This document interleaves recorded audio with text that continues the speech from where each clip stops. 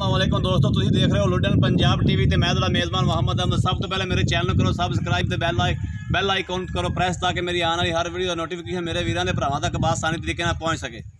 मैं तो वीरां दे भरावां वास्ते बहुत खूबसूरत सोहना जानवर लैके आया। पहला सुबह सूई खलोती झोटी।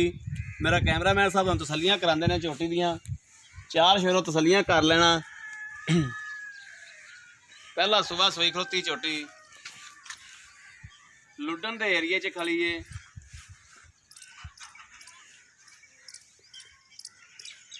दो दिन होए ने सूई नूं।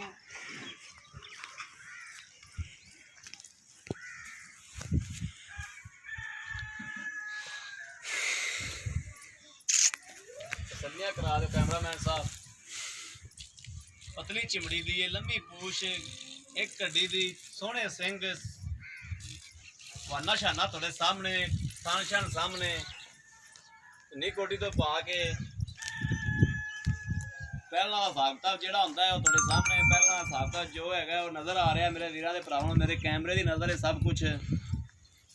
कैमरा मैन तो तसल्लियां करा देगा। छोटी कुछ डरी खलोती है।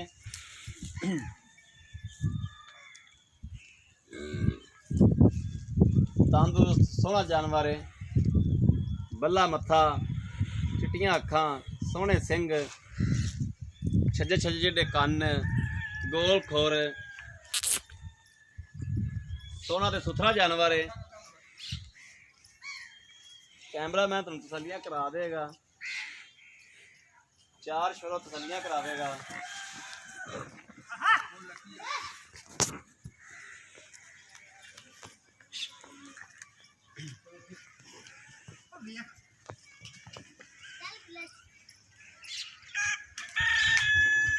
वाना शाना तुसीं देख लिया, मूँह शक्ल छोटी दी माशाअल्लाह देख ली, तसल्ली कर ली, बस ठीक हो गया।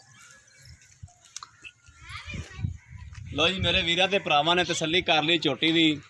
ये जी पहला सूआ सूई खलोती है। 2 दिन हो गए सूई नूं ते कल इहदा बच्चा मर गया। बच्चा इहदा मरिया है, कल्ली झोटी है।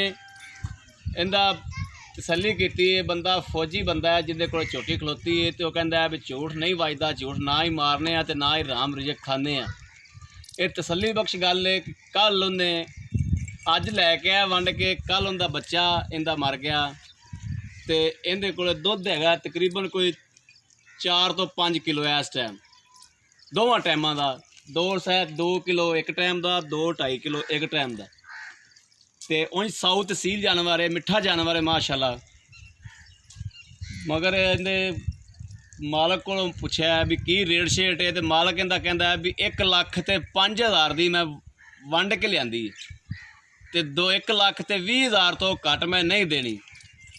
मालक कैमरे तो अगे आउं तो कोई टलांदा थोड़ा जा, तो बंदा शरीफ सादा जा सीधा जा बंदा। तुसीं वेखदे पै जो सामने, तुहानूं कैमरामैन साहब विखा रहे हैं। सादा जा सीधा जा बंदा है।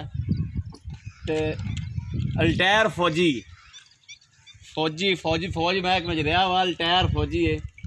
1,20,000 की कहना फाइनल देवागा। 1,05,000 की वंड के अज घंटा हो गया, कहना वंड के लैके आंदी। उम्मीद करना मेरी अज वाली वीडियो मेरे वीरां दे भरावां नूं पसंद आवेगी। अगर पसंद आवे तो कमेंट्स ते लाइक जरूर किया करो मेरे आदे वीर नूं। ते इस वीडियो तो आदे वीर नूं दिओ इजाज़त। अल्लाह हाफिज़। पाकिस्तान जिंदाबाद।